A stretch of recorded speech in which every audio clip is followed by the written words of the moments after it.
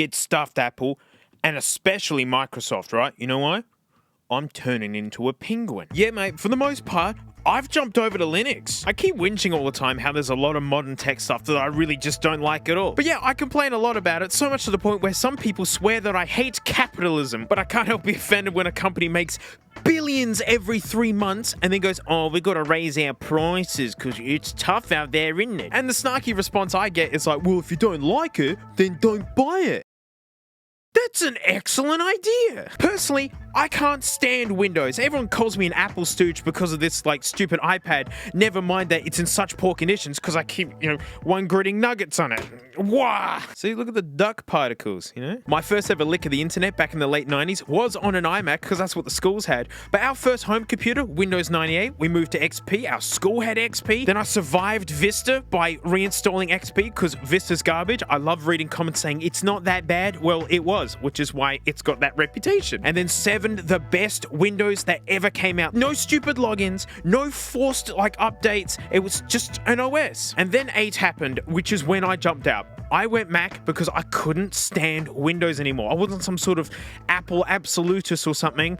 I just couldn't do the Windies anymore. And sorry to say, 10 is nowhere near as good as 7, right? And 11 is just bottom of the pits of misery. 10 is when all the force ads were happening. 10 is when I couldn't control updates. I had a drum stream in 20 minutes. 30-minute update and you can't stop it. But really, those ads, that's so offensive. Ads in an operating system that you've paid for from a company that earns ridiculous amounts of money is so offensive.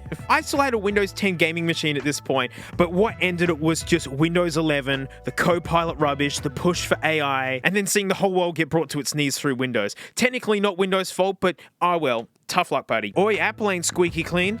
They're having data leak issues, and that seems to be the new big thing nowadays is data. It's like the new gold to people. And in the same way that a capital investor would pull their money out if the market was getting rough, I feel that way with my data, which is why I'm going Linux. When I told people that I'm going Linux, it's going to be a nightmare. It's going to be so much work. You got to be typing script all the time. Things won't work magically. And I'm here to report they are right. They are absolutely right. There hasn't been fun. This has been very frustrating. The thing is, there's 2 sides to Linux, right? There's a really friendly, easy side, and then there's just a really scary side. And to get Linux onto a computer, it's so easy. You just need a sacrificial flash drive, right? You download the ISO. I use Ubuntu. That's the other thing. There's lots of different versions of Linux that you can get. Ubuntu to me just seems like the safest. I'm just really unbrave. I just want a computer that works. You need to burn it or etch it to the flash drive. You can't just drag and drop it on there. So I use Balena Etcher, so then you kind of etch it onto this flash drive. Then on your computer, you got to get into your BIOS. You press F12 or depending on it. You'll see it when it flashes up on the screen, and then you just ask the computer to talk to the flash drive first, and then off you go. You're installing Linux, and in no time, you're going to be on the desktop, and you're going to be able to double-click on Firefox and search up potato juice. I got the confidence to really jump into Linux after the Steam Deck. The fact that it's got a desktop mode, and it's just a computer. It's fine. It's got everything you need, keyboard and mouse straight into it and the external display. I've happily lived out of this, and that's what really inspired me to have a good old go at it. So Ubuntu I find is really good at just putting together what you need just to get it going and working. Once you need more from that, it's a lot of things have a curve, the learning curve, as you want more from it, it gets harder. Well, Linux is more like this. It's a learning cliff. And you go, dum dum dum dum dum. Oh, what's this? Oh, it's called Terminal. This is the lifeblood of Linux. You want to do nearly anything that's beyond just browsing the internet, you're going to be in Terminal, and you've got to learn how to do script and whatnot. And to people who've lived and grown up with this and work with it professionally, I've got friends who work with Linux professionally. They're all abbreviations. It all makes sense. It's you can browse your entire computer in Terminal, find JPEGs and videos, whatever. But to me, it is so complicated. I hate it. I just want a graphical user interface, just point and click mouse. And it's fun when the really hardcore Linux people go no way, mate, Terminal for life. That's the best. I didn't understand that until I got a demo from an actual Linux pro who, while they were clacking away in Terminal, were describing what was happening. Example, you want to install VLC. It's such a good video playing program, right? So you go to the Google or whatever crappy search thing that doesn't find anything for you anymore. You type in VLC download. download. You skip the first 4 options because it's all just Temu sponsored ad. Then you go up to downloads, and then you find your version. You double click that, and you click, now you're downloading it. Well, in Terminal, you can basically type the equivalent of download from server location. Bang, done. You've got it. And it blew me away. Like, you just see text going across the screen. They're working at lightning speeds.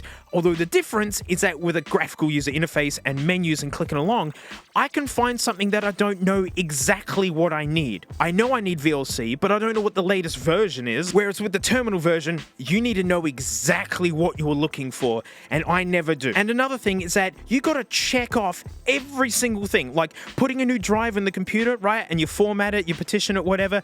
You go to drag something in it and go, you can't put stuff on this. You don't have permission. You have to manually go in and enable permissions for every single little thing. Everything has a check and balance. To casual PC users, it's a nightmare. It is so... If you're not used to it, it's difficult. I know all the Linux people are just writhing in their chairs going, you just don't get it. So I've quit Linux because it's hard and difficult, and it's nowhere near as easy as whatever mainstream things that most people use. No, I'm staying. I'm here for keeps.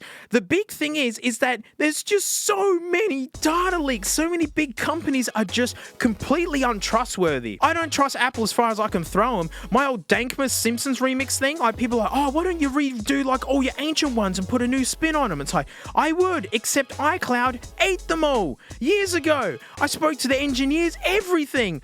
They never figured it out. I lost all of it. And I'm sick of paying subscriptions. I've actually ripped out all my data out of Dropbox, out of iCloud, every location, and I've built Linux storage boxes. They're not NASs, they're not on the network, but they've got whole banks of drives living inside of them where I back up everything in duplicate with 2 boxes in 2 different locations, one at work, one at home. I've made my own storage basically.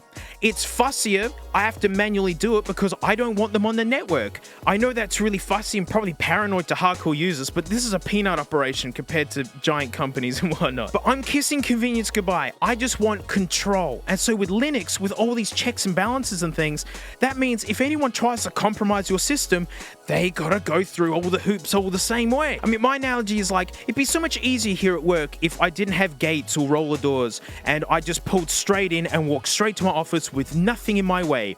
Except nothing would be there overnight because everyone would just run in and take it all. Instead, you got to wait for the gates open. You got to wait for roller doors to go up. You got to get your keys out to unlock the thing. You got to remember the passcode for the alarms and things. That's Linux. That's the difference, and that's how I'm treating it. Like, every year computers are just getting more compromised. Hackers are getting better and better. They've just got amazing equipment to work with, and lazy companies that just go, well, securing data doesn't really help with our profits. I mean, my gaming rig is on Linux. Like, when you watch me play like millions of sprites on a thing at once on my gaming channel, that was on Linux. But then alternatively, I can't capture footage easily on it because for some reason there's some phantom display that has just a problem with the NVIDIA drivers, and it's balking the Elgato syncing up with it, and the freaking fix is to go into Terminal and like really adjust Linux. Gaming on Linux does work for the most part thanks to Wine and Proton, but anti-cheat doesn't work. And so there's a lot of online multiplayer games that everyone loves and wants to play that just doesn't work on Linux yet, because my understanding is that anti-cheat is kind of like malware because it gets right into the system, and then like Linux doesn't want that. That's why it's more secure, because it doesn't like that. So it'd be interesting how they solve it at some point. But on the word of like, well, is Linux going to be completely mainstream given how like miserable Windows is and whatnot? No, not until SteamOS is just something that you can download and put on your computer instead of Windows. SteamOS has got like barriers. It stops you going too far. It resets stuff when you do a reboot, because you can bork a Linux machine really, really bad. It's ultimate control, but I don't want that much control. I just want security. But with a few decades under my belt and just seeing where a lot of tech's going, I don't mind losing all convenience if I can just control this thing for the most part. I do edit my videos on MacBooks, but nothing personal anymore. I've actually got a laptop. That's what I use at home, is a Linux laptop, a gaming one. It gets hot as heck, but I've put like 3 terabytes worth of SSD in it. It game's freaking awesome if you ask me. And when my MacBook Pro finally cacks it, that's when I'm finally just going to use DaVinci Resolve on Linux. So yeah, Linux, depending what you want from it, it's amazing. If you just want something easy, you can slip in and out. out of. No, don't, no. Unless you just want a web browser, then it's perfect. You know, think of how many computers you've got that's all you do on it. It runs faster on Linux. I had computers that were slow stodgers on Windows 11, jumped them onto Ubuntu. I could daily drive them like it was nothing. I'm sure you got an old ancient computer out there that can run Ubuntu, and if you just want to practice on it, do it. You'll be blown away how cromulent Linux really can be. Until it goes wrong, in which case you're kind of doomed. And that's it. Thanks so much for watching. Cheers, floaties. Oi, $2.80. You get 2 extra Dangpod things a week. I'm opening up Kinder eggs. It's super fun. I've even got 2 garbage time videos looking at retro car reviews and things. There's Frank stuff as well. You can donate $1 for Frank picks if you don't really care about any of that. But anyways, mate, you know what? I'll see you all next time. Frank's just had the biggest rat she's had in a little while. And look at this. Look, she's under a warm spot. Look at this happy donut. She's in a food coma. Food coma.